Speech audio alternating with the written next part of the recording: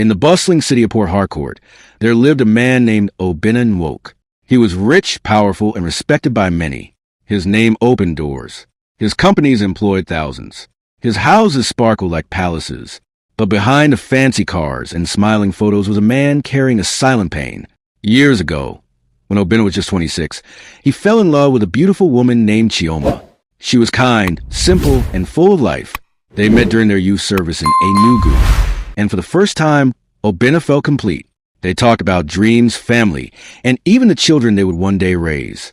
But after youth service ended, life pulled them apart. Obinna returned to Port Harcourt to chase his career.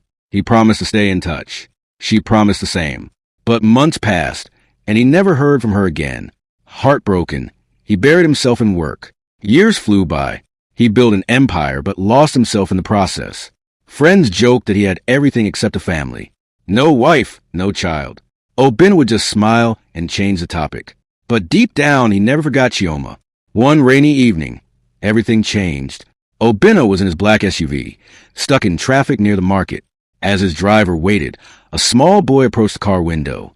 The boy was thin, dressed in torn clothes, barefoot, his eyes tired but strangely familiar. "Uncle, please, just small food," the boy begged. Something about the boy's face made Obinna's heart freeze. The sharp nose, the eyes, the smile. It was like looking at someone he had known long ago. Obinna rolled down the window. "Where are your parents?" he asked softly. The boy looked down. "I don't know. My mama died. I live on the bridge." Obinna gave him some money, but as they drove off, he couldn't shake the feeling. That boy, there was something about him. That night, sleep refused to come. Memories of Chioma flooded his mind. He pulled out an old photo album from his youth service days. And there she was, Chioma, her smile, her eyes, and suddenly he understood. The boy looked just like her. The next morning, Obinna returned to the market. He searched the streets, asked shop owners, even questioned other beggars. Days passed. Then finally, he found him again, sitting by a rubbish bin, eating leftover rice with his hands. Obinna approached him gently. "What's your name?" he asked. The boy hesitated, clutching his food. "My name is Kelechi," he replied. Obinna's heart raced. That was the name he once told Chioma he would give their first son. Could it be? "What was your mother's name?" he asked quickly. The boy wiped his mouth with his sleeve. "Chioma Ease," he said quietly. Obinna's knees almost gave way. It was her. It had to be. But how? Why didn't she tell him? And how did she die? His mind flooded with questions. "Where's your father?" Obinna asked, trying to stay calm. The boy shook his head. "Mama said, he left us before I was born." Obinna's heart shattered. He never left. He never even knew. Just then, a rough-looking man stormed across the road. "Kelechi, how many times did I tell you not to beg here?" The man grabbed the boy by his shirt, making him cry out. "Leave him." Obinna shouted, stepping forward. The man looked him up and down, smirking. "Who are you?" Another rich man pretending to care. Obinna's eyes darkened. "I'm someone ready to change his life." The man spat on the ground. "This boy works for me. He owes me." Obinna pulled out his phone. "Let the police explain that to you." The man shoved the boy roughly and ran off into the crowd. Kelechi trembled, his eyes wide with fear. "Please don't leave me," the boy whispered. Obinna knelt beside him and hugged him tight. "I'm not going anywhere," he promised. But deep inside, anger burned. Someone had lied to Chioma, taken her away, and left their son to suffer. Obinna wanted answers. He would find out what happened, no matter the cost.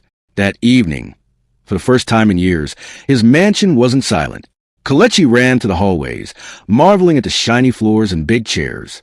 "Is this a hotel?" the boy asked wide-eyed. Obinna laughed softly, his heart heavy but warm. "No, this is your home now." Kelechi blinked. "My home." Obinna knelt down, his voice gentle. "Yes, from today, no more hunger, no more begging. You'll eat well, sleep well, go to school and smile. You're safe." The boy stared at him. "Why are you helping me?" Obinna took a deep breath. "Because I knew your mother, and I believe I am your father." Kelechi didn't understand everything, but he smiled anyway. "You're the kindest man I've ever met," the boy whispered. Obinna smiled too, but his heart was heavy with questions. That night, he sat in his study, holding an old phone he hadn't used in years. He charged it, turned it on, and searched for Chioma's old number. It didn't connect. So he called an old friend from his youth service days. "Do you remember Chioma Eves from Enugu?" he asked. There was silence on the line. Then the voice replied, "You mean the girl who disappeared?" Obinna sat up, his heart pounding. "Disappeared? What do you mean?" The friend sighed. "She left Enugu a few weeks after you did. Nobody heard from her again. I heard she was pregnant, then she vanished." Obinna's hands shook. She never told him. Maybe someone didn't want him to know. "Do you know where her family is?" Obinna asked. "No idea," his friend replied. "But maybe go back to Enugu. Someone there will remember." Obinna stood up. His mind was made. The next morning, dressed in simple clothes, he told his driver to prepare the jet. Kelechi stayed with a trusted maid. Obinna boarded a flight to Enugu, carrying one thing in his heart: to find the truth and finally bring his family's story to light. Obinna arrived in Enugu with a heavy heart. Memories of his youth service days flooded his mind. The red soil, the busy markets, the smell of roasted corn by the roadside. But this time, there was no joy, only a mission. He went straight to the street where Chioma used to live. The area had changed. Some houses were abandoned, others worn down. The house Chioma once stayed in was now empty, its windows broken, the roof almost caved in. Next door, a woman sat peeling cassava in front of her house. She looked older but familiar. Obinna approached her carefully. "Good afternoon, Ma," he greeted politely. The woman looked up, her eyes narrowing in recognition. "Obinna, Nwoke, the Lagos boy." Obinna nodded slowly. "Yes, I came to find Chioma." The woman's face turned sad. "Huh? Chioma." Obinna's voice was tight. "What happened to her? Why didn't she tell me she was pregnant? Why did she disappear?" The woman sighed, shaking her head. "It wasn't that simple. Chioma wanted to tell you. She wrote letters. But someone stopped her." Obinna's heart raced. "Who?" The woman lowered her voice. "A man from her church, a so-called prophet. His name, Prophet Zabiru.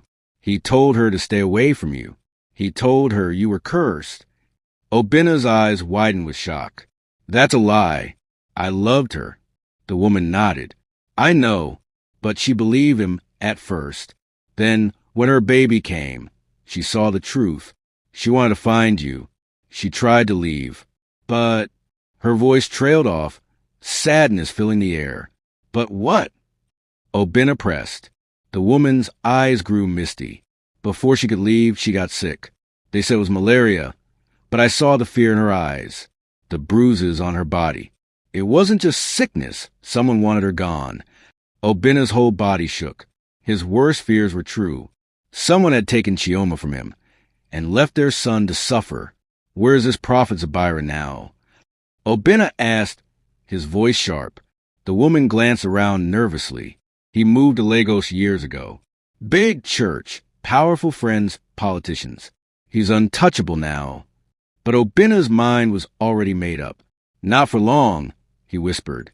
The next morning, Obinna returned to Lagos, his heart burning with anger and questions. He ordered his assistant Ada to investigate Prophet Zabiru, his church, his properties, his movements. By evening, the report was in his hands. Prophet Zabiru lived in a mansion behind his megachurch, divine mountain of fire and light. His face was everywhere, billboards, TV, crusades. To the world, he was a holy man. But to Obinna, he was a liar, a thief, the man who stole his future. That Sunday, Obinna dressed simply and entered the church. Thousands filled the hall, singing, clapping, shouting praises. Then the prophet appeared, tall, handsome, dressed in a white suit that sparkled under the lights. Obinna watched him closely. "Some people," the prophet shouted, "will block your destiny. Cut them off." The crowd roared, but Obinna's jaw clenched. That's exactly what he told Chioma, that Obinna was blocking her destiny. After the service, Obinna approached the prophet's car. The guard stepped forward, but the prophet raised his hand. "It's fine. Let him come." The prophet said, "Curious." Obinna walked up to him, calm but burning inside. "Do you remember Enugu?" Obinna asked quietly. The prophet's eyes flickered for a second. My brother, I go to many places, he replied smoothly. Why do you ask? Obinna's eyes narrowed. Do you remember her? The prophet hesitated. His smile faded for a brief moment. Then he laughed. Ah, that girl. That was long ago. Why dig up the past? She died, Obinna said firmly, and now her son is with me. The prophet's face changed. For a moment, real fear flashed in his eyes. Then he leaned closer and whispered something that made Obinna's heart stop. I warned her, the prophet said coldly. That child would destroy everything. You lied to her, Obinna snapped. I protected her, the prophet replied. For men like you think love is enough? You were becoming powerful, and greatness comes with a price. Obinna stepped back, shocked. What price? The prophet's smile returned, dark and cruel. Let sleeping spirits lie, Mr. Woke. Walk away. Enjoy your money or lose everything. Obinna's hand shook, but his voice was steady. I'm not walking away. Not now, not ever. As he turned and walked off, Obinna knew the prophet hadn't just lied. He had played with destiny. And Obinna would tear down every lie to find the full truth. The battle had just begun. The next morning, Obinna sat in his study, staring at an envelope on his table. It had arrived with no name, no sender. Inside was a single sheet of paper with 6 words that shook his soul. Chioma was killed. I have proof. Obinna read the words again and again. His hands shook. His heart pounded. His mind screamed for answers. He called his head of security immediately. Check the cameras. Who delivered this letter? Find them. Within hours, they had footage. A woman dressed in a long black gown and face scarf had dropped the letter at the gate and disappeared into a taxi. Luckily, the taxi's plate number was clear. By evening, they found her. Her name was Sister Deborah. She had been Chioma's close friend. They sang in the choir together during youth service days in Enugu. Now, she lived quietly in a small town outside Lagos. That same night, Obinna went to see her. His heart was heavy with pain, but burning for the truth. When Sister Deborah saw him, tears filled her eyes. Obinna, you came. Obinna sat across from her, his face calm but broken inside. Chioma was the only woman I truly loved, he said softly. Please tell me everything. The woman wiped her eyes and nodded. Slowly, painfully, she began to speak. After you left Enugu, Chioma found out she was pregnant. She was happy. Obinna, she wanted to tell you. She wrote letters, but they never reached you. Obinna's eyes darkened. Why? Sister Deborah took a deep breath. Prophet Zabiru, he intercepted the letters. He lied to her. He told her you had married someone else, that you had made a deal with dark powers to become rich, that your child would be cursed. Obinna clenched his fists. That's a lie. I waited for her. I loved her. I know, Sister Deborah whispered, but the prophet controlled her mind. At first, she believed him, but when the baby came, when she held Kalechi, she saw the truth. She wanted to find you. She planned to run away, but before she could, the woman paused, her voice breaking. They came for her, the prophet and his men. I was there in the next room. I heard the struggle. She begged them. She cried. And then the next morning she was gone. They said it was malaria, Deborah added softly. But I saw the bruises on her neck, the fear in her eyes. It wasn't malaria. Obinna. It was murder. Obinna's heart shattered. His eyes burned with unshed tears. The strongest man in the city, the billionaire everyone feared, was now a broken father, drowning in grief. He covered his face with his hands and wept silently. After a long moment, he looked up. Why didn't you speak? I was scared, Sister Deborah admitted. But when I saw you on TV with the boy, I knew it was time. Obinna stood up, his voice low but firm. Thank you. Your truth is a light in this darkness. That night, Obinna called his lawyer, his media team, and the police. His mind was clear. The world needed to hear the truth. He wouldn't stay silent. By morning, the news exploded across the country. Billionaire Obinna accuses famous pastor Zabiru of lies and murder. Social media was on fire. Some defended the prophet. Others demanded justice. The prophet, at first, denied everything. But then, Sister Deborah stepped forward. Two more women came forward with stories of how the prophet had manipulated them, how he silenced those who questioned him.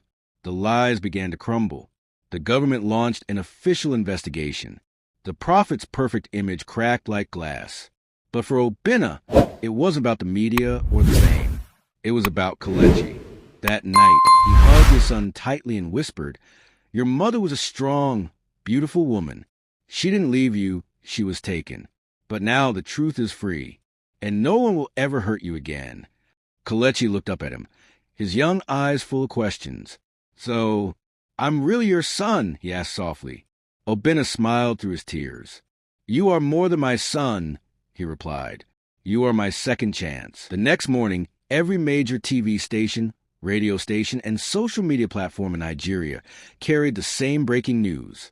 Prophet Zabiru confesses to orchestrating Chioma Eze's death. Secret recording leaked. The whole country was in shock. People watched the video again and again. The prophet's voice, his proud face, his cruel words. His followers were silent. His supporters ashamed. His name destroyed. Obinna watched the news quietly.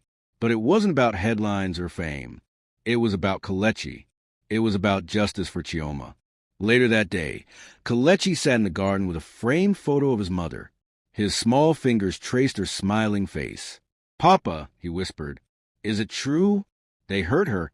Obinna knelt beside him, hugging him gently. "Yes, son, but they didn't win. You're here. You're safe. And your mother, she didn't leave you. She was taken from us. But now, the truth is out, and no one will ever hurt you again." Kelechi leaned into his father's arms. His eyes still carried sadness, but also hope. The hope of a boy who had finally found his family. Meanwhile, Prophet Zabiru was in prison, stripped his title, his wealth, his power. His churches were closed. His mansion seized. His face, once praised across billboards, now painted with shame across newspapers. The court hearings came quickly. Witnesses lined up. Sister Deborah spoke bravely. More victims came forward, sharing their stories. Secrets buried for years were finally exposed. Obinna sat in the courtroom, silent but strong. The truth had won, but he wasn't finished yet. A few months later, Obinna launched a foundation in Chioma's name to help street children, widows, and victims of abuse. The event was filled with hope, not sorrow. "This is for those who suffered in silence," Obinna told the crowd. "For those who lost everything because of lies and fear. We will protect them. We will speak for them, and their stories will never be forgotten." The people clapped. But for Obinna, the greatest victory stood right in front of him. Kelechi, his son, proud and safe. The pain of the past would never fully fade, but it no longer controlled them. They had each other. They had truth, and they had a future. From that day forward, Obinna wasn't just a wealthy businessman. He was a father, a protector, a fighter for justice. And little Kelechi, he grew up to be a brave, smart young man, one who helped orphans and fought for the weak, just like his father had fought for him. Their story was proof that no lie lasts forever. The truth